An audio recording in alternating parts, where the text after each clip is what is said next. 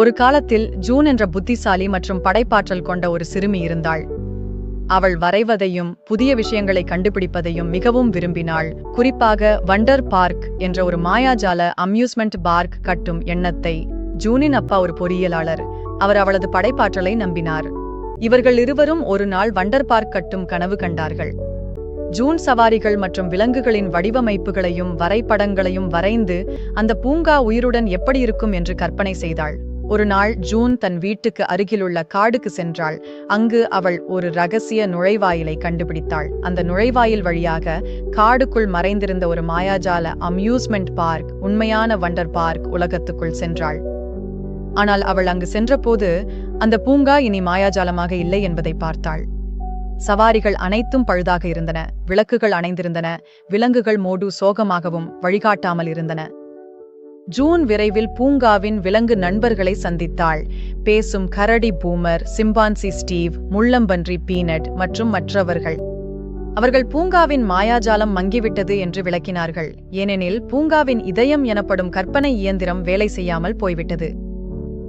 அது இல்லாமல் பூங்கா சிதைந்து கொண்டிருந்தது. ஜூன் உதவ விரும்பினாள். அவள் தனது கற்பனை மற்றும் படைப்பாற்றல் எப்படி வண்டர் பார்க் என்ற எண்ணத்தை தன் மனதில் உருவாக்கியது என்பதை நினைவு கூர்ந்தாள். மேலும் அந்த மாயாஜாலத்தை மீண்டும் கொண்டுவர முடியும் என்று உணர்ந்தாள். ஆனால் அது அவள் தன்னம்பிக்கையுடன் புதிய நண்பர்களுடன் சேர்ந்து செயல்பட்டால் மட்டுமே சாத்தியம். ஜூன் மற்றும் விலங்குகள் பூங்காவை சுற்றி சவாரிகளை சரிசெய்து கற்பனை இயந்திரத்தை மீட்டெடுக்க ஒரு சாகச பயணத்தை தொடங்கினார்கள். அவர்கள் பல சவால்களை எதிர்கொண்டார்கள். கடும் புயல்கள், பழுதான இயந்திரங்கள் மற்றும் பூங்கா நம்பிக்கையை ஆல்மோஸ்ட் இழந்த பயமுறுத்தும் தருணங்கள். பயணத்தின் போது ஜூன் ஒரு முக்கியமான விஷயத்தை கண்டறிந்தாள். பூங்காவின் மாயாஜாலம் அவளது உணர்வுகள் மற்றும் படைப்பாற்றலுடன் தொடர்புடையது. அவள் தன்னை பற்றி சந்தேகப்பட்ட போதும் அல்லது பயந்த போதும் பூங்காவின் மாயாஜாலம் பலவீனமாகியது. ஆனால் அவள் நம்பிக்கையுடன், தைரியமாகவும் மகிழ்ச்சியுடனும் இருந்தபோது அந்த மாயாஜாலம் மேலும் வலுவடைந்தது. இறுதியில் ஜூன் தனது விலங்கு நண்பர்களின் உதவியுடன் கற்பனை இயந்திரத்தை சரிசெய்தாள். பூங்கா மீண்டும் பிரகாசமான நிறங்களுடன் ஒளிர்ந்தது. சவாரிகள் மகிழ்ச்சியுடன் சுழன்றன மற்றும் விலங்குகள் ஆரவாரம் செய்தன.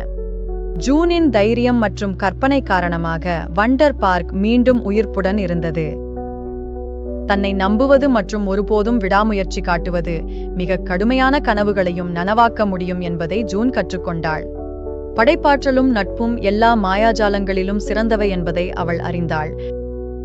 அந்த நாளிலிருந்து வண்டர் பார்க் என்பது கற்பனை எப்போதும் பறக்கக்கூடிய இடமாக மாறியது.